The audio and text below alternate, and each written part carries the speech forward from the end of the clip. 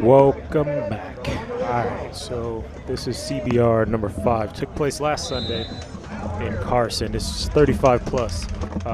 Pretty decent field, actually. I think they said we had about 78 riders. So, as you can see from the nice blue skies of sunny Southern California, the weather was nice. No one's wearing arm warmers today. Just a short and jersey or skin suit kind of day. Lined up, we have Steven Salazar, Pishon Jones. We have Max Hernandez, Sharon Smith. I'm missing someone. Oh, Eric Anderson and myself. So we actually have 6 riders in this group. And in the beginning, I felt horrible, so bad. I had a pretty good week, but it went all to bed because Monday had a good day on the bike. Tuesday went out to Eldo, had a good day on the bike, rode over there. Got about 70 Ks in that day. Wednesday went out for a light ride, just spinning legs out with the Zwift crew. And then Thursday, I did another big ride. Did about 70 miles, just over about 115 Ks. I rode from my house to the Rose Bowl and back. I did the Rose Bowl race ride, whatever you want to call it. And then I didn't touch my bike Friday, Saturday, got too busy. Sunday, today, this day, it hurt really bad. So I chopped this 55-minute race up into about 16 minutes. I'm showing you specific clips because I could talk about them and just kind of walk you through what I was thinking. So I rode the back for the first 15 minutes. And the reason I'm showing you this clip, you can see we're going close to 30 miles an hour in a headwind. But as soon as the field starts to slow down, you see what I do. I don't put too much pressure on the pedals. You can see my watts we went from 500 down to almost 200, and I moved up about 10 places. So I'm still moving here, not putting a lot of watts out, just literally using the momentum. Now I'm starting to push a little bit more. You can see that the watts are going upwards towards 400, so I just settle back in. And I do this a lot just to move around through the group and just wake my legs up. That's what I was really trying to do is wake my legs up. And plus I had to get up there with my teammates. At this point, the race has been going down. A lot of groups are trying to break away. Max Hernandez, thank God, is one of my teammates. He was up there just actually just crushing it. He took, I think, $53. He took 3 $50 preems in a row. So he put $150 in the bank real quick. To my right, that's Steven Salazar. Hasn't been doing a lot of racing this year, but I was impressed with his effort that he put out in the race. He was a big part of our lead out towards the end of the race. So the biggest competition here is Monster Media, and then also Birdworks, Hit Squad. I actually don't even know their real team name. We call them Birdworks, we call them Hit Squad. But Birdworks is a company that does like decals and signage and stuff like that. Any type of vinyl wraps. But that's Monster Media right there to the right. That's their kit. That's Rigo Cruz. And at this point, I'm just rolling towards the front because brakes have been going back and forth. But I was a little irritated at this point because my team is riding on the front, and I'm not sure why. So I'm like, did I miss something? So I'll stop right here so you can hear what I say.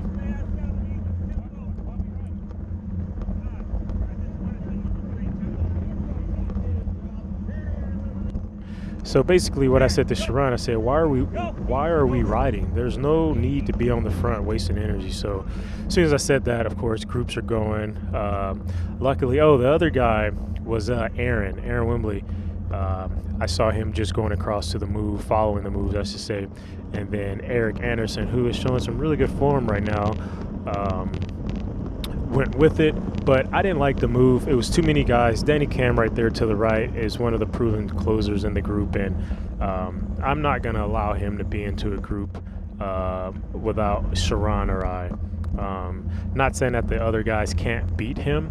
I just want to make sure our odds are definitely better with Sharon. So I let this little break slip, and then I try to just jump across to it. This is a headwind, slight uphill, and it hurts. The group is going slow, so I figured, what the hell, I'll just go for it. Put some pressure on the pedals, get some of that lactic acid and those like the stale legs out of my system. And basically at this point I'm just trying to animate the race a little bit and also establish possibly a break. Almost every 35 plus race this year, 1, 2, 3, has been a break. So I didn't want to be on the defensive when I didn't have the opportunity to sprint. I knew I wasn't going to sprint today. Sharon was on fire. He placed third in a road race just the day before at San Luis Rey. So, for sure I'm racing for him. I don't mind racing for him. We actually have a little deal that I'll race for him in the beginning of the season. So, and he's on form, so no problem. So, as you can see, I got my head down, going hard. I'm only going 25 miles an hour, but it hurts. And I'm looking behind. You can't see my head, of course, but I'm looking behind just to see if anyone's coming across. And there is a group coming. I believe at this point, I was in a few moves like this, so I can't remember exactly where everyone is. But I do remember going really hard. Oh, yeah. So a guy caught me, and then another guy caught me. And when I sat on the second guy, he didn't take a pull at all. And if you look far up the road, there's a guy who actually attacked, went straight across. And the bell you heard last lap was for points. So I'm not in the points running. So he took off. This is a very hard course today, especially with the wind, to go away solo. Unfortunately, we had a crash right here to the right. So our local sheriff's department is making sure he's taken care of. So you can't see, but he just turned the corner. He's about 10 seconds ahead of me. He's going to take max points. I'm just I'm floating. I don't know what to do. I'm kind of in the middle. Should I wait? Should I go after him? But I told myself I would wait because I didn't think that anyone solo could survive on this course alone. Possibly one lap, but definitely not more than like 2 laps. So just sitting in again, just kind of surveying the front, making sure that I'm doing my fair share. And so there's Chuck coming underneath pretty fast. Totally safe move, didn't bother me at all. But I'm getting on the gas here because this is a dangerous move. Thank God JD made the jump. He knew that it was dangerous too. He couldn't have his teammate up there along with like 7 or 8 guys. So that's another instance of our example, I should say, of situational awareness, actually knowing what's going on. But there's big Dave Casel, and right here I think I kind of spooked JD a little bit coming underneath him. But it's always about just knowing the situation. You don't want to have Super Dave up there. He is one of the strongest riders we have in our field. We have Pat Boss right there. He's strong. Pat has a teammate, Chuck Hong. I believe we had 2 guys in that move, but just wasn't 100% comfortable with the dynamic of that break. So that's the reason why I wanted to get close to it. So you see I had to get out of the saddle and accelerate a little bit, upwards of 1,000 watts. And this is the part of racing that really excites me. It wouldn't excite you if you're feeling like complete crap. I felt like crap, but not that bad. The reason it excites me is because it's going down. That guys are hurting. Guys are looking around. Guys are fighting for a wheel right now, just trying to get a draft. This is actually a place to recover. It's completely downhill. 31 miles an hour. You can hear me yelling at Max to pedal. I'm saying pedal. I don't know if he didn't hear me or he didn't want to hear me, but it was a good opportunity for us to just keep the pressure on, like my old football coach used to say, you keep your foot on their neck. You just, once you get them down, you keep them down. And this was one of those situations. So 31 miles an hour right here in a headwind is pretty substantial, and it's a slight little uphill, possibly 2%. You may say, oh, that's nothing, but trust me, this backside was a killer.